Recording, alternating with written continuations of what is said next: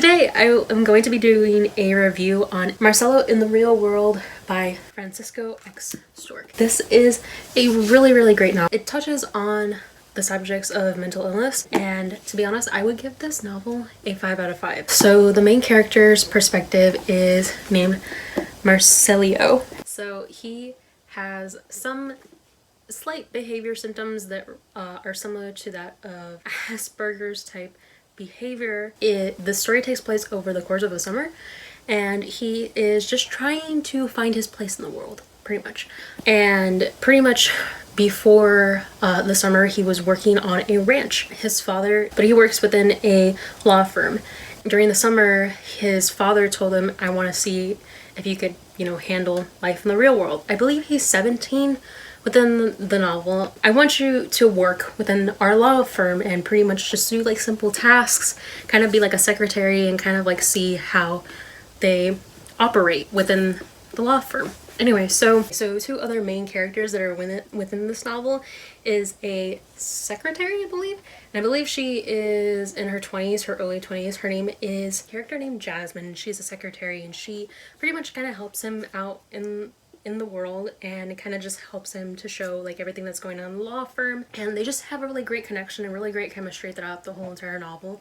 And she sees him as like just any other person, and she really likes him.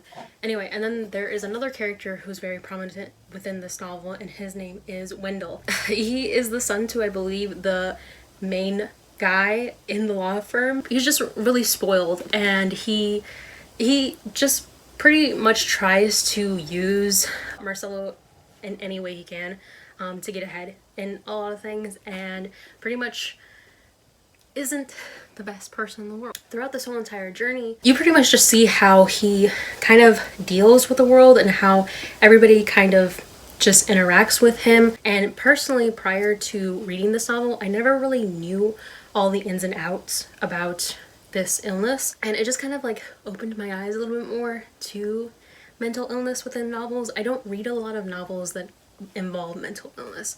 Part of the reason why is just because I get really sad and very sympathetic towards the character. It's through his perspective. You can tell that he does show characteristics of this illness, but the thing is like when you read it, you do realize it's just a normal thing for him, so it doesn't feel too out of the ordinary, if that makes sense. It doesn't feel so completely crazy, where I do feel like sometimes when you see in movies or texts or any kind of literature, sometimes they take these kinds of stories and then they just run with it and make it very extreme and over the top extra, whereas with this, it's prominent, but it's not like so crazy that you can't find it believable, and you can actually put yourself in the mindset of him. So I helped a lot while reading it, especially with his interactions with characters.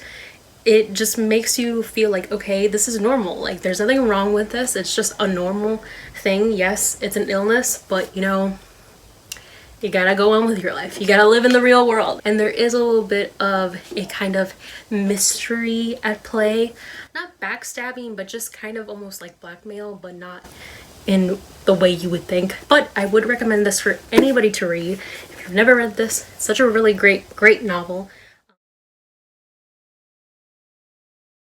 For the most part, like I said, I really love this story. I just connected with the main character. Really liked his personality. He just seemed more human than most of the other characters within this novel. I just felt like he had a lot more humanity than the rest of them, even though he talks about how like I have this illness and we're kind of seen as not really being not sympathetic, but we just don't emote the same way as everybody else, and our communication skills are just not always there, and we're kind of more analytical than we are emotional. And that was pretty much that's kind of like the best way I can explain the way he talks about it. Like, you could tell that he could pick up on these emotions like right away. Like, he talks about how I'm getting butterflies when I'm around Jasmine, and there's something about the way Wendell talks about her that I don't really like, but he doesn't know why he's feeling that way, which I mean is kind of normal. But at the same time, the way it's talked about, like, oh yeah, like I can't, like sometimes I repeat words that I don't understand, and this and this and this, and like it just really eases you into this kind of topic within literature. And for me personally, I just really liked the way he was written. He knew right from wrong. He pretty much goes against the law firm and is trying to help out this poor girl who got into a car accident. The law firm and this other law company are like at each other and are kind of like, well, this one girl got into a car accident and she should get, you know, compensation, you know, for surgery and whatnot. Company that his father works at is withholding information. And so Marcelo pretty much just thinks, this is not good. You need to help this poor girl. So he kind of just goes against his father and the whole entire law firm and him. And I was just like, you know, he has the most humanity out of all of them.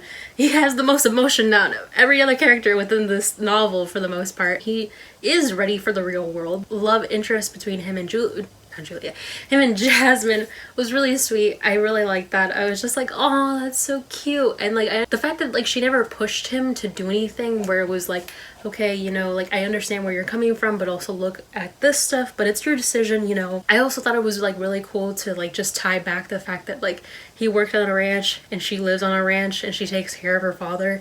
Like just that little like tie around that they're kind of similar. Camping and they're looking at the stars and like he has feelings for her, but he doesn't know how to describe these feelings and they're just talking and it's just like a normal conversation.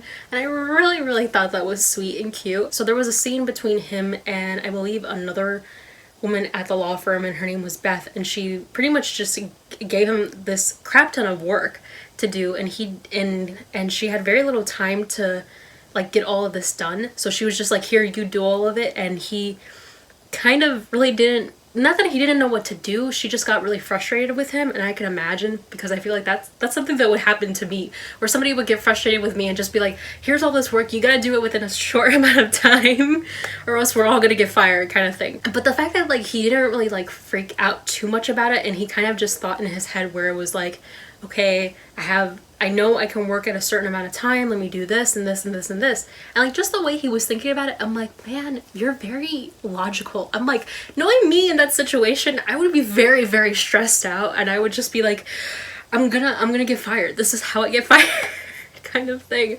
Where with him, he was just like, okay, I understand. I'm just gonna do it the way, as best I can, as at the optimal speed that I can, which is literally what he said.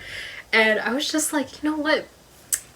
I commend you, Marcelo. Also, just the moments where he was talking to like Wendell, and Wendell, pretty much every moment where Wendell was kind of trying to use him to get to Jasmine, I was just kind of like, man, you know, you're like the scum of the earth. Partially. But at the same time, I also kind of was like, I kind of could see this guy being decently okay if he wasn't spoiled and wasn't kind of like that type of person who, you know, steps on other people's toes to get ahead in life. But yeah, for the most part, I really loved the story. It was such a great read and very refreshing. Like Feed, it also is a novel that I wouldn't necessarily think of as a YA novel. I don't know why. It's different and I really liked it. It just like dips your toe into the subject matter. And it's something that I would like to read more about at some point if there are any other novels that are kind of like this. But it was very well written. So if you have made it this far, I really appreciate it. Thank you guys so much for watching, and I will see all you guys in the next video. Bye!